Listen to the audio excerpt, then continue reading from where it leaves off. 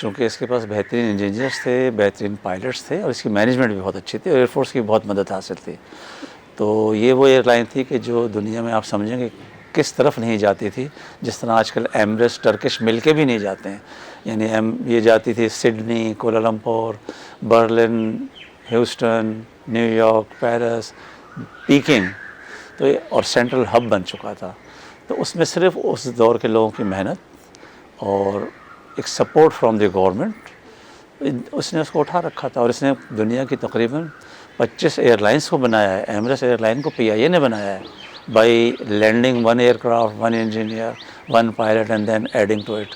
تو یہ تو اس کا دور تھا. بہرحال we used to go nearly to all the continents.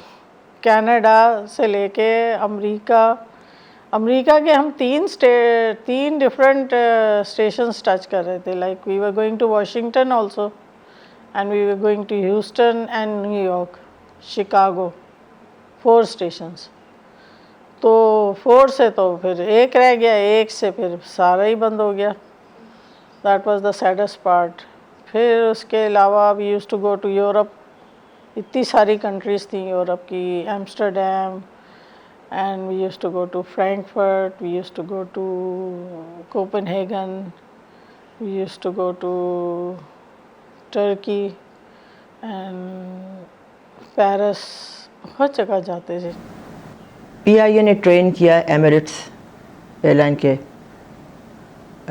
Pilots کو، Singapore Airlines, Jordanian Airlines, Air مالٹا.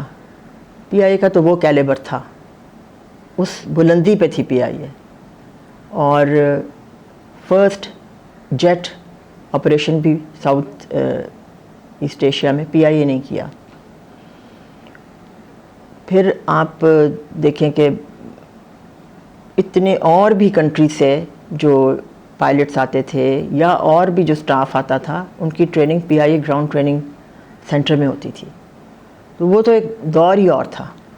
اور اتنی ڈیسٹینیشنس تھیں کہ یونیفارم میں جب میں نے کسی فارن ایئرپورٹ پہ جانا ہے یا ڈیسٹینیشن پہ، تو جس طریقے سے لوگ رسپیکٹ کرتے تھے اور باقاعدہ یعنی کہ ویلکم کہنا، اور حیران بھی ہوتے تھے کہ PIA میں بھی اتنی ہے پروگریسو سوچ کہ خواتین پائلٹ ہیں.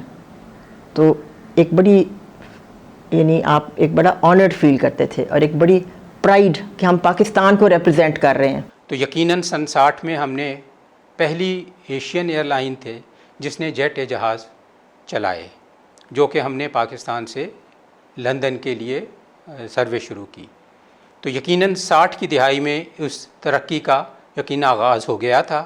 پھر ہم نے 60 ہی کی دہائی میں 720 جہاز حاصل کیے، اور پھر فوکر وغیرہ بھی لیے، اور اسی طریقے سے پھر وہ سکسیس سٹوری چلتی رہی. لیکن یقیناً جو بنیادیں تھیں اس پوری PIA کی، وہ سن 60 کی دہائی ہی سے شروع ہوئیں.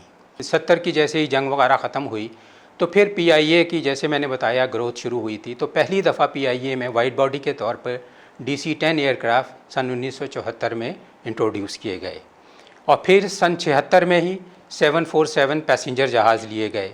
پھر سن 1979 میں ہم نے کامبی لیے.